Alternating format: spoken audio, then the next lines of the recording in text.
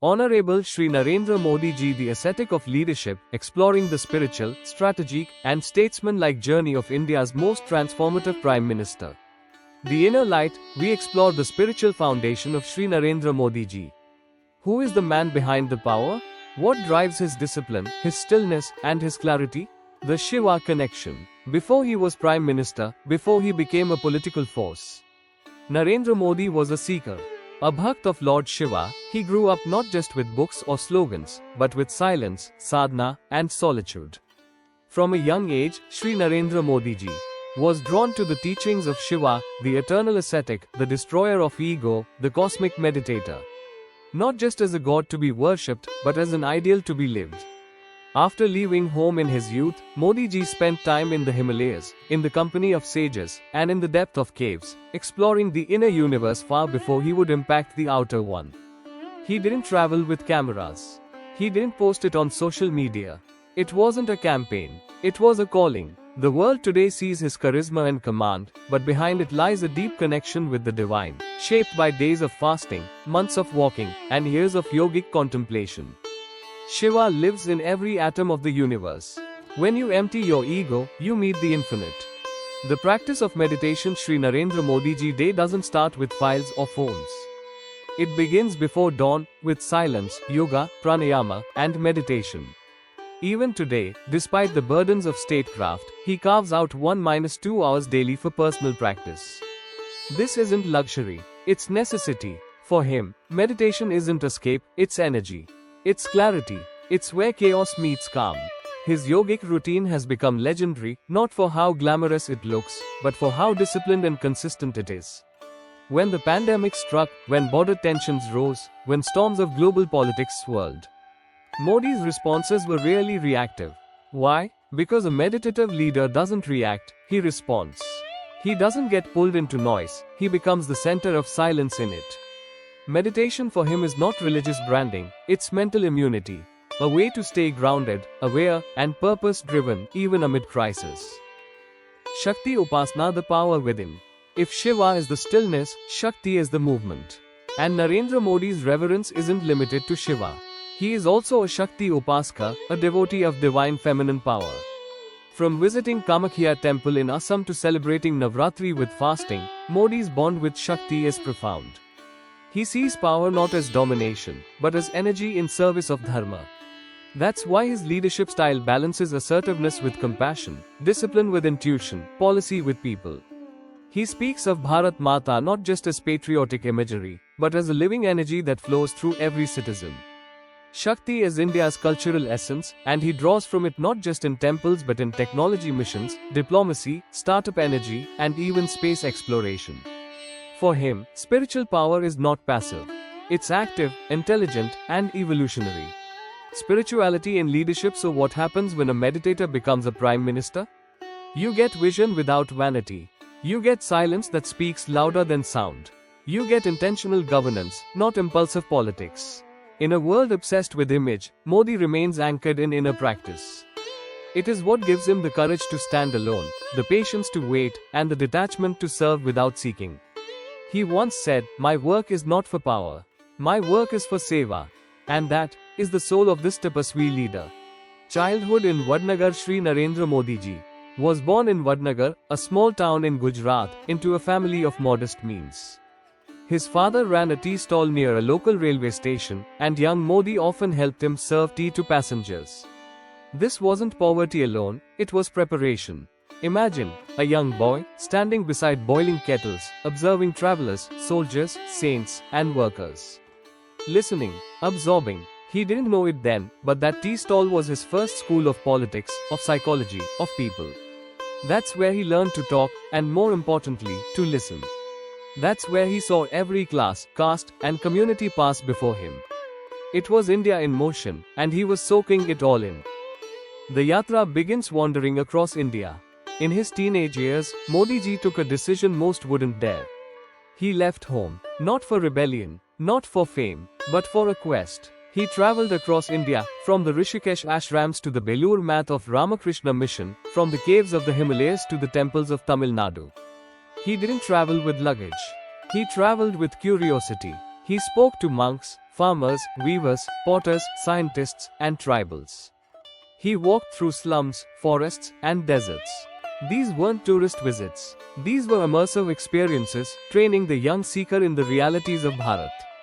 He often says, "You can't serve a country you haven't touched. You must know its pulse." Life as an organizer. Modi ji's life changed when he joined the Rashtriya Swayamsevak Sangh, RSS. Here, he learned organizational discipline, selfless service, and the power of teamwork. His days began before sunrise, training volunteers, organizing youth camps, and moving from one town to the next. He slept in hostels, schools, and ashrams. Ate what volunteers ate. Spoke where people gathered. This is the Modi ji's that most media never saw, the man who, for decades, lived without designation or recognition, moving through India like a karmayogi, learning the rhythms of the land.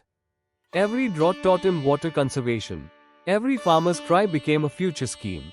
Every rural innovation shaped his later governance. Political rise, the grounded leader in government. When Modi ji entered formal politics in Gujarat, he wasn't parachuted in.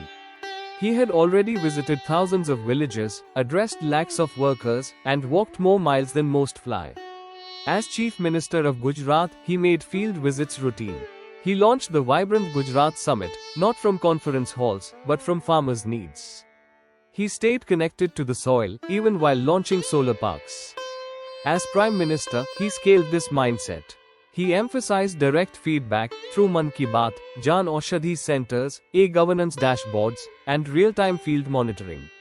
Whether it's toilets, tap water, or mobile coverage, Modi believes that the last village must feel governance. He doesn't talk about India from ivory towers. He talks from railway stations, from tribal huts, from Anganwadis, because he's been there. No policy should be made without listening to the last person in the queue, he often says. In the end, Shri Narendra Modi ji didn't learn leadership from lectures. He learned it from life. From serving tea to serving the nation. From walking dusty roads to crafting digital highways. He remained connected to the soil, to the smell of mitti, to the cries of the common man. This is why his vision resonates, not because it's taught, but because it's lived. The leader who walks with the people will always lead ahead of the times. A world in transition, Modi's global vision. The world is changing. We live in times of rapid transition. Global alliances are shifting. Technology is reshaping diplomacy. Power is decentralizing. Shri Narendra Modi ji recognized this early. He saw that the old unipolar world, dominated by one or two nations, was fading. In its place, he envisioned a multipolar world where civilizational states, India, China, Israel, Turkey, assert themselves based on history, culture, talent, and technology. Modi ji doesn't see India as just another player. He sees it as a Vishwaguru, a knowledge leader, a moral voice, and a soft power giant. Not by force, not by imitation, but by self-reliance, by cultural assertion, and by global collaboration. Civilizational confidence. Modi's vision of India is civilizational, not colonial. He often says, India is not just a nation bound by borders. It is a civilization bonded by values. He brings Vedantic wisdom, spiritual humility, and Bharatiya thought to global forums. Whether it's quoting the Bhagavad Gita at the UN, launching International Yoga Day, or celebrating millets as superfoods in G20 discussions, Modi is positioning India's ancient wisdom as globally relevant. His diplomacy isn't just about treaties, it's about tapping into India's 5,000-year-old identity and presenting it as a solution to modern crises like climate change, mental health, and technological ethics. India, in his vision, is not a follower in the global order. It is a conscious contributor. Like multilateralism under Modi ji, India has become an active, respected player in global platforms like G20, BRICS, SCO, Quad, and UNSC.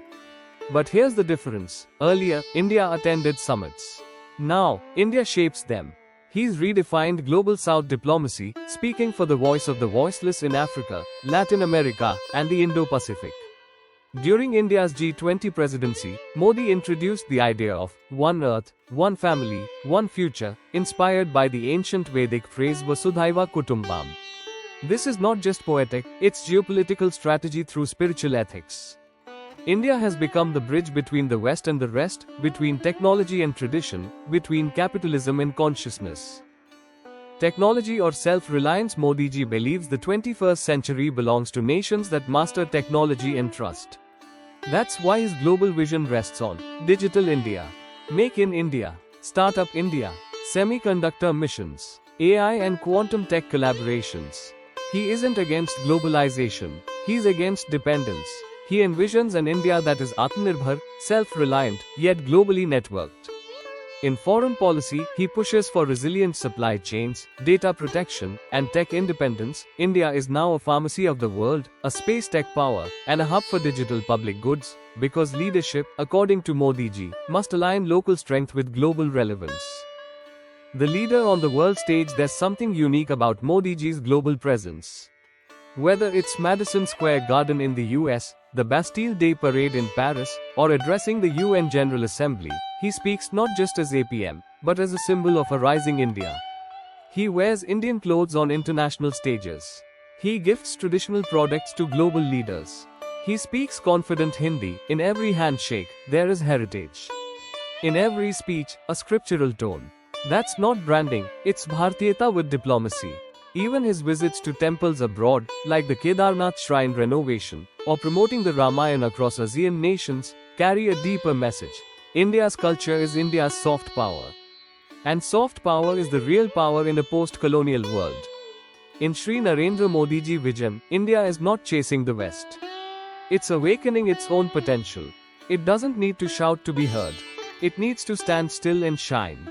As the world looks for new leadership models, India, under Modi ji, is offering one rooted in consciousness, character, and civilization. In our next episode, we break down the key leadership learnings from Shri Narendra Modi's life, insights you can apply whether you are leading a startup, a school, or a nation. Until then, keep your eyes on the world, but your feet rooted in your values. Because the best global leaders are first students of their own soil. The inner leader. Let's begin with leadership from within, where every true leader is formed. Clarity of purpose. Modi ji never confuses ambition with purpose. His mission is service, not survival. Spiritual anchoring. Without inner stability, outer storms will shake you. Hard work beats privilege. Born without connections, he rose through sheer karma yoga.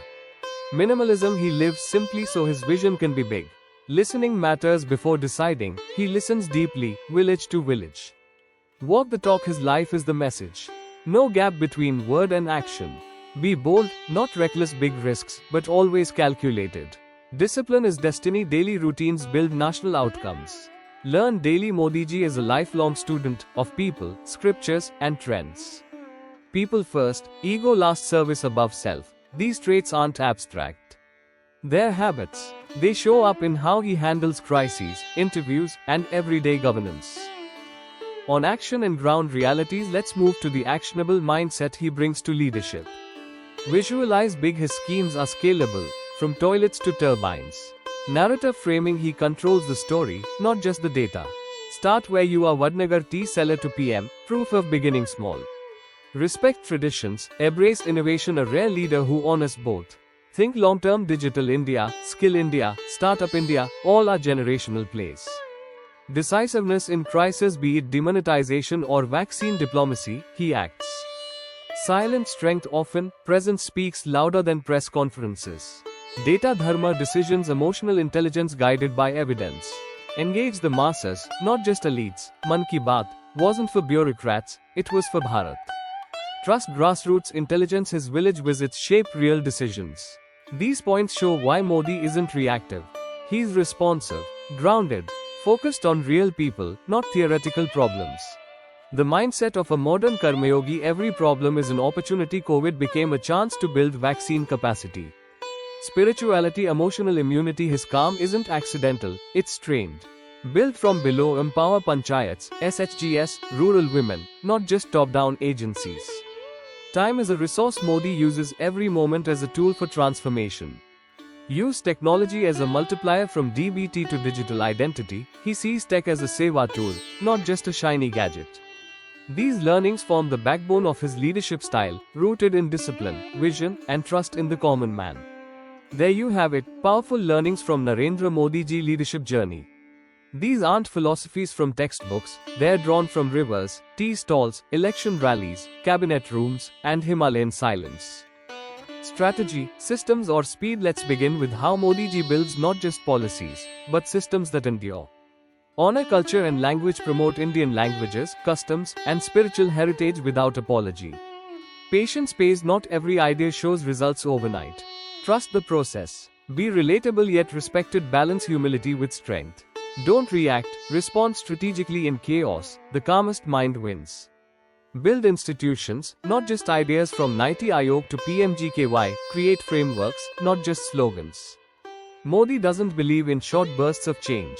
He designs long-lasting models, scalable across years and regions. Communication and team building, great leaders don't work alone, they inspire, delegate, and unify. Communicate authentically, whether in parliament or Man Ki Baat, be real. Crisis is your test, leadership isn't shown in peace, but in pressure. Practice solitude for clarity, quiet time creates clarity in noisy decisions. Surround yourself with doers, not yes men, create a circle of competence, not comfort. Share the victim mindset, lead from vision, not complaint. These traits show in how Modi empowers bureaucrats, motivates party workers, and collaborates across ministries. Innovation, resilience, and reform. Let's explore how he transforms challenges into pathways of reform. Create systems, not just solutions. Solutions solve today. Systems solve tomorrow. Nationalism without aggression. Patriotism isn't about conflict, it's about confidence. Global thinking, local action, international vision with Indian values. Leave legacy, not just fame. Focus on the future, not applause. Evolve with time, don't be rigid, adapt while staying rooted. Every campaign, from Clean India to Digital India, follows these 5 values. Each one is about scale, speed, and soul. Consistency, character, and compassion. Let's close with the emotional and ethical foundations of Modi's leadership. Never settle, constantly raise the bar. Stay fit, stay sharp. Physical health sharpens mental leadership. Watch the details, leadership lives in the micro, not just macro.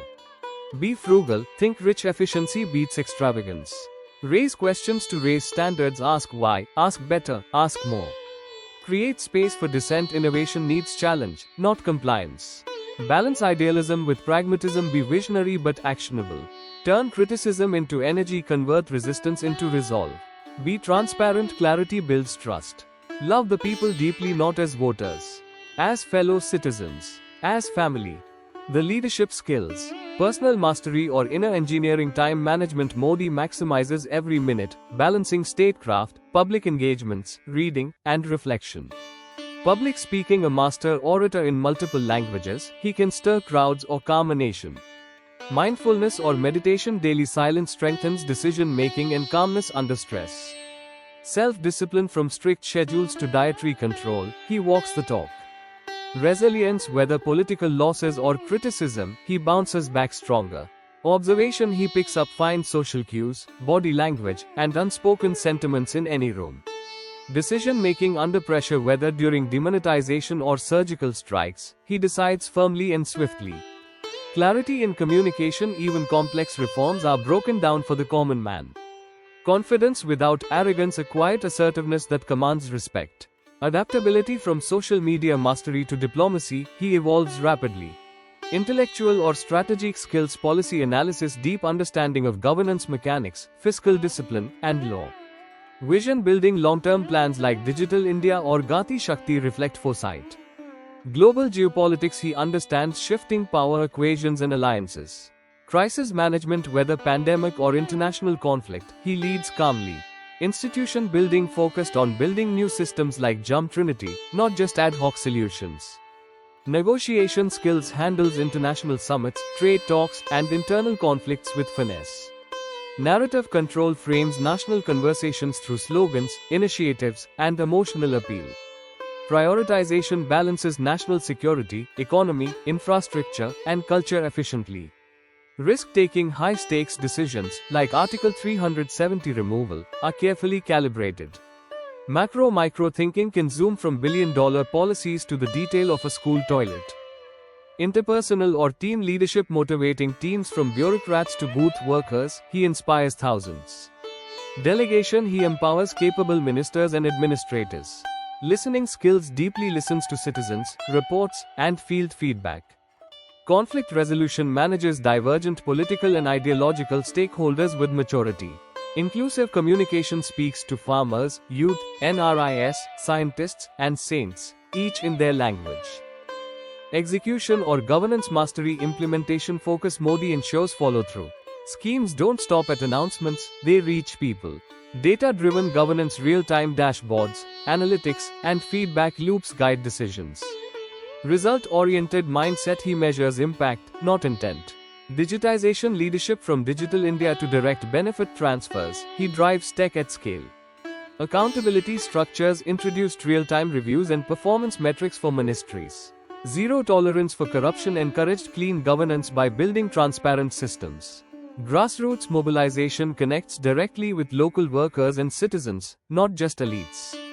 Monitoring or auditing personally tracks mission outcomes like Swachh Bharat or Jal Jeevan.